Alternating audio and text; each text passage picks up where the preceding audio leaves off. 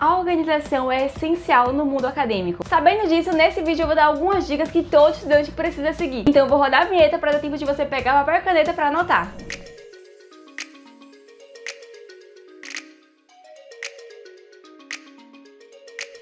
Oi, meu nome é Emily Salomão e pra quem não sabe, eu já sou formada em Direito e atualmente eu estou fazendo Psicologia. E uma coisa que eu reparei nessas duas faculdades é que tudo depende de você. Os professores vão passar provas, trabalhos, vão colocar prazos e você precisa cumprir. A maioria deles não vai ficar abrindo sessão, então a organização realmente é essencial. E se você perder o prazo de alguma prova ou algum trabalho, isso pode prejudicar sua nota e fazer até você repetir aquela matéria. E vamos evitar repetir essas matérias, por isso que a organização é o que vai te aprovar na faculdade. Sério. Além disso, você pode ter que administrar a faculdade com alguma outra área da sua vida. Eu já mencionei isso no vídeo anterior. Então eu não tô brincando quando eu digo que a organização é o que realmente vai te aprovar. E sabendo disso, nesse vídeo eu vou te dar 3 dicas que vão ser infalíveis para a sua organização.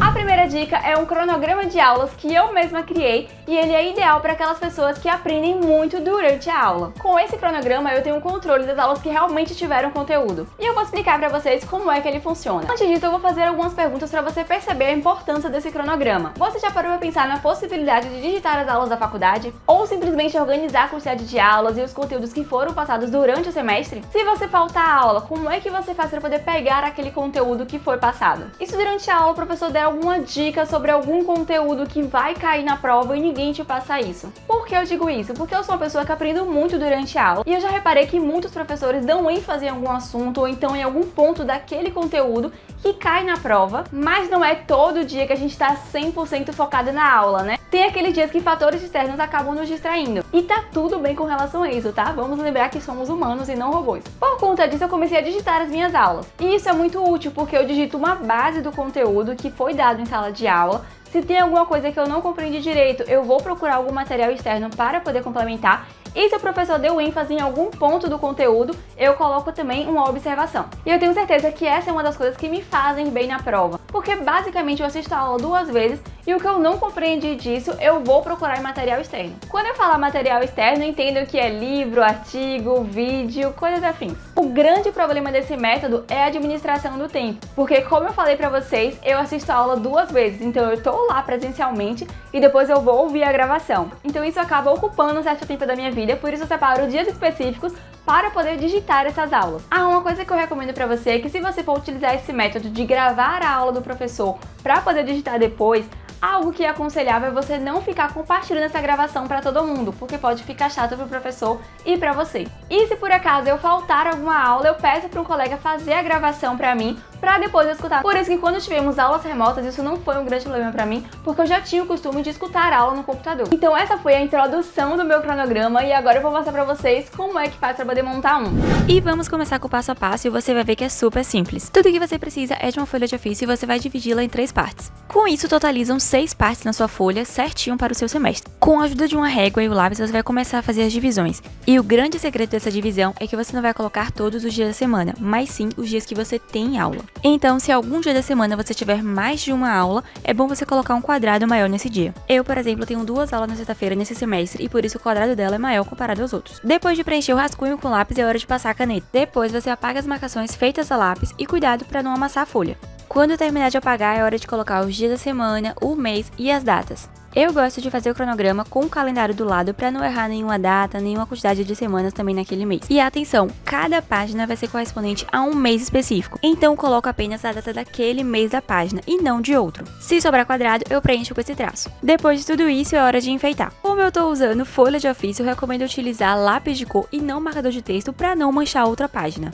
E como minhas aulas começam em fevereiro, esse cronograma está de fevereiro até junho, então sobrou uma página a mais. E essa página a mais é justamente a minha capa. Nela eu vou colocar um título, cronograma de aulas e o nome de cada disciplina do meu semestre. E assim como o resto do cronograma, essa capa também vai receber uma cozinha. E é assim que ficou meu cronograma de aulas com os 5 meses do semestre. E eu vou preenchê-lo com as aulas que eu tive conteúdo, com as provas, com as notas que eu tirei e por aí vai. Com o cronograma montado, a gente vai começar a preencher. Essa é a minha capa, como vocês podem ver, eu coloco um título aqui, cronograma de aula, só pra poder ficar bonitinho. E nela também eu coloco cada matéria que eu vou ter durante o semestre, junto com V1, V2 e OT, que são a nota das avaliações que eu tenho. Assim eu também consigo me organizar e ter um certo controle com relação às notas que eu estou tirando. E aqui na capa eu coloco o nome da matéria e a sigla correspondente a ela. E vocês vão ver por que essa sigla vai ser importante no futuro. Do lado eu também coloco o dia da semana de cada uma e eu coloco aqui uma cor. Essa cor vai ser correspondente aos resumos digitados que eu vou fazer. Vou mostrar agora o cronograma por dentro. Como vocês podem perceber, tem alguns quadrados que estão com um X nele, né? Então, esses são os dias que eu não tive conteúdo ou não tive aula. Lembra que eu falei sobre as siglas de cada matéria? Então, é aqui que elas vão aparecer. Em cada quadrado eu vou colocar a sigla daquela matéria e vou colocar o número correspondente àquela aula. Por exemplo, aula 1 eu coloco a sigla e o número 1. Aula 2 eu vou colocar a sigla e o número 2. E abaixo da sigla eu vou colocar o tempo da gravação. Porque assim, na hora que eu for digitar a aula, eu vou ter noção do tempo que eu vou levar para digitar. Lembrando também que na hora que você for digitar, você não vai levar necessariamente aquele tempo de aula. Por exemplo, se uma aula tem 1 hora de duração, você pode acabar levando 1h10, 1h30, porque vamos pensar que você pode voltar a gravação, você pode pausar. Então eu vou dar o exemplo de como eu me organizo. Digamos que são 3 horas da tarde e eu quero digitar uma aula. E eu sei que eu vou sair de casa às 5h30. Então eu não vou pegar uma aula de 3 horas de duração, porque não vai dar tempo de digitar essa aula nesse tempo que eu tenho. Por isso, tendo essa noção do tempo da gravação, eu consigo me organizar direitinho. E se algum dia tiver aula, mas não tiver nenhum conteúdo naquela aula, eu também vou colocar um X no cronograma. Isso porque o cronograma é uma forma de eu controlar o conteúdo que foi passado na aula e não simplesmente a quantidade de aulas que eu tive. Se você quiser, você pode optar por, ao invés de colocar um X, escrever não teve aula, então não teve conteúdo. Outra coisa que eu faço também são nos dias que tem seminário e o conteúdo do seminário vai ser conteúdo da prova. Ao invés de colocar a sigla e o número correspondente da aula, eu coloco bem grande seminário e vou colocando um correspondente ao grupo 1 e o tempo que levou, grupo 2, o tempo que levou, 3 e assim por diante. E aí, gostou dessa primeira dica? Se você gostou, já deixa seu like e me fala se você vai fazer esse cronograma também. A segunda dica é a organização dos seus materiais. E eu não tô falando aqui de materiais que você leva na mochila, como seu estojo, caderno e coisas afins. Mas sim os materiais que contêm os conteúdos daquela matéria. Por exemplo, você faz resumo digitado ou físico. O professor passou algum artigo ou algum livro para você ler? Ou então o professor passou alguma atividade para você fazer? Eu sou uma pessoa que gosta muito de organizar esses materiais porque a gente nunca sabe quando a gente vai realmente precisar. Porque conteúdos que são dados no primeiro semestre podem sim ser úteis lá no final do curso. Então o ideal é que você não descarte nada, mas para você não ficar acumulando um monte de papel, eu recomendo que você salve de forma digital. E existem várias formas de você salvar os seus materiais. Por exemplo, você pode colocar no Drive, em uma pasta no computador, na nuvem, ou então em algum site, como por exemplo o Passei Direto. Todos esses locais são ótimos para você salvar o seu conteúdo e poder conferir no futuro. Mas até nessa questão de guardar os seus materiais, você também precisa ter uma certa organização. Não é simplesmente criar uma pasta no computador escrita faculdade e pronto, jogar tudo lá dentro sem dividir por pasta, sem dividir nada, deixar tudo lá espalhado. Porque na hora que você estiver desesperado procurando conteúdo específico,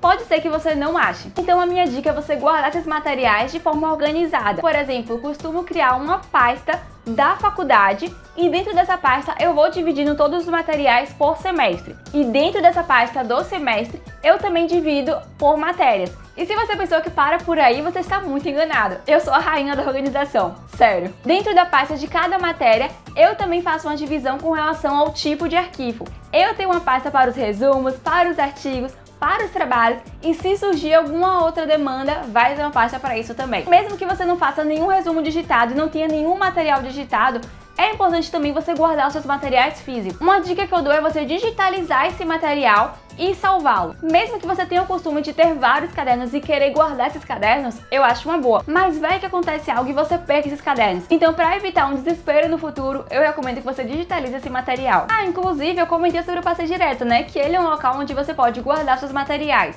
Pois é, além de você guardar os seus materiais lá, você também pode acabar ganhando dinheiro com relação a isso. Sim, você não ouviu errado, você pode ganhar dinheiro com os seus materiais lá no Passei Direto. Porque o Passei Direto é uma das plataformas que remunera os seus criadores de conteúdo. Ou seja, você pode sim ganhar dinheiro com o Passei Direto, mas para isso você precisa ser aprovado como criador de conteúdo. Em outro vídeo eu posso fazer um passo a passo de como você vai se tornar criador de conteúdo lá no Passei Direto e também como funciona essa parte de remuneração. Mas para esse vídeo não ficar muito longo, o que eu vou fazer agora é colocar o meu link do Passei Direto aqui na descrição e vou colocar o meu código também. Esse código você vai utilizar para poder ser aprovado como criador de conteúdo lá no Passei Direto. E a terceira dica que eu dou é a utilização de um planner. Esse planner pode ser mensal, pode ser semanal, pode ser aqueles diários também, pode ser até um planner digital. Existem várias plataformas que funcionam como agenda. Você vai utilizar o que for melhor para você, porque o importante aqui é você utilizar o planner para se organizar. Com o planner você vai organizar os dias de estudo, o que você vai estudar, o quanto você vai estudar, os trabalhos que você vai ter, os dias de prova e por aí vai. E como eu falei, existem vários planners que você pode utilizar. Inclusive, eu já fiz um vídeo ensinando você a fazer um planner mensal. Se você ainda não assistiu, eu vou deixar aqui na descrição. Com o planner, eu gosto de escrever cada detalhe do meu dia e eu gosto de grifar o compromisso que for mais importante naquele dia. Também gosto de colocar umas cores diferentes nas minhas atividades para poder dar aquela diferenciada. Eu realmente gosto de colocar tudo, até tarefas básicas que vão ter todos os dias, eu gosto de colocar no planner. Por exemplo, estágio e aula. E eu costumo colocar o estágio logo aqui no topo e a aula no final, justamente porque eu sei que vai ser a primeira atividade do meu dia e essa aqui vai ser a última. Claro que pode acontecer de alguma atividade ser antes do meu estágio ou depois da minha aula, mas aí já é exceção. Inclusive, uma coisa que eu faço é colocar um post-it no início de cada mês, porque assim eu coloco as metas prioritárias daquele mês. Então, quando você for preencher o seu planner, eu recomendo que você coloque as atividades básicas que você tem durante o dia e comece a pensar também as atividades extras que você vai colocar ali. Antes de você colocar, comece a refletir se essa atividade extra vai interferir na atividade básica que você tem. Pensa também no tempo que você vai levar fazendo aquela atividade, porque não adianta nada você encher o seu dia de atividades e você não conseguir terminar nenhuma. O mesmo vale para planner digital. E se você quiser indicação de algum planner digital, eu tenho vários, como o Trello, Google Agenda, o Notion e por aí vai. E agora eu vou te dar uma dica extra. Vai parecer algo bem simples, mas você vai perceber que vai ser um grande diferencial. Uma coisa que eu faço que é super útil é ter um grupo comigo mesma no WhatsApp. Então essa é a dica extra que eu tenho pra dar pra vocês. Crie um grupo com você mesmo e fixa esse grupo lá no WhatsApp, porque assim a primeira coisa que você vai ver é esse grupo. E aí você me pergunta, tá, criei o grupo, e agora o que eu vou colocar nele? Nele, basicamente, você vai colocar alguma atividade que o professor passou na hora da aula e você tá sem seu planner do lado. Você pode colocar o número da sua sala de cada matéria, assim evita você ficar toda hora perguntando no grupo qual é a sala daquele dia. Você pode encaminhar links, arquivos e coisas importantes que as pessoas mandem no grupo da sua turma, assim evita você perder aquele arquivo com a quantidade de conversas que tenha no grupo. E também te ajuda a ter um fácil acesso àquele material. Enfim, nesse grupo você pode colocar tudo que for relacionado à faculdade e você vai ver que vai ser super útil e prático. Seguindo essas dicas, você vai perceber que a sua vida acadêmica vai ser muito mais fácil e um sucesso. Além disso, essas dicas não precisam ser seguidas apenas no mundo acadêmico, mas também em outras áreas da sua vida, porque a organização é tudo. Lembra de dar aquele like e se inscrever no meu canal, porque aqui você vai encontrar várias dicas que vão te salvar no mundo acadêmico. Inclusive, já tem um vídeo de dicas essenciais para quem está começando a faculdade. Vem conferir. Também me segue lá no Instagram, porque lá tem várias dicas e mais da minha rotina na faculdade de psicologia. E até o próximo vídeo!